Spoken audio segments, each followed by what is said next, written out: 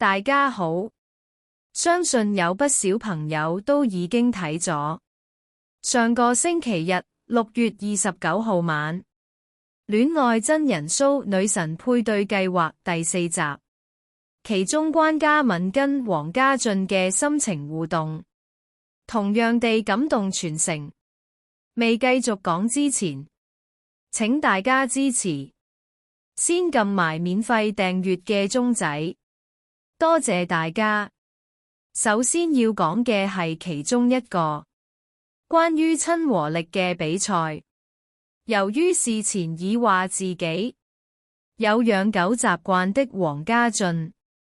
信心十足，表示會贏硬呢場比賽。結果憑狗突圍後來居上。有網民話，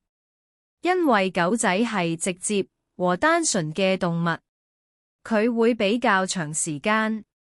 願意停留喺黃家俊那個圈內，證明黃家俊本身係有一種吸引到動物嘅磁場，呢樣嘢係冇得呃人嘅。關嘉敏更讚他好勁，有愛心唔差得去邊。其後二人開始進餐，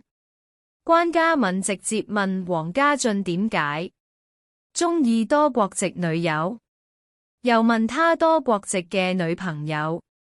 同香港女仔有咩分別，又再問如果你同返一個香港女仔拍拖，你應該好唔慣。呢3條咁深入嘅問題，反映出關嘉敏對黃家俊已產生強烈嘅好感，好想知道佢以前外籍女朋友有什麼吸引之處，再要佢比較外籍女朋友跟香港女仔嘅分別，擺明就係好想知道香港女仔有什麼唔好嘅地方。而黃家俊則話歐洲嘅女仔比較主動同爽朗，更話香港女仔中已經常會問住佢嘅行蹤，做緊什麼呢？有網民話，當女仔問得咁多男仔以前拍拖嘅嘢，即係話呢個女仔對個男仔好有意思，想在真係拍拖之前更多了解男仔以往嘅情史。更有網民話，江美儀唔應該批評關嘉敏所問嘅問題，因為每一個人嘅性格經歷都有不同，所以人哋女神未必一定會同你有一樣想法嘅。其後當關嘉敏最後決定揀同黃家俊一齊甜品時間，黃家俊即刻真情流露，振臂歡呼，因為大家都以為佢會揀西裝的，而西裝也大方承認黃家俊跟關嘉敏嘅相處好舒服好自然，應該輸得心服口服啦。其後關嘉敏大爆跟前度男朋友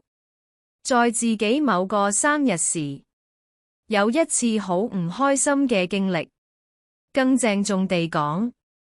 如果個男朋友對佢本身自己個屋企唔好的話，對女朋友嘅屋企都唔會好的，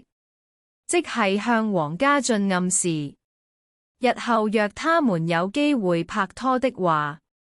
黃家俊一定要對兩個家庭嘅屋企人都要好。其後關嘉敏更話黃家俊係一個幾好嘅人選，好似好放心，佢係一個令關嘉敏好有安全感嘅人，而關嘉敏就會講咗深層次嘅嘢佢聽，而保護人選更係寫咗黃家俊個名添。呢度證明咗黃家俊係關嘉敏心目中先至係第一位。今日就同大家講到呢度，記得順便幫手撳埋免費訂閱嘅鐘仔。下次見，拜拜。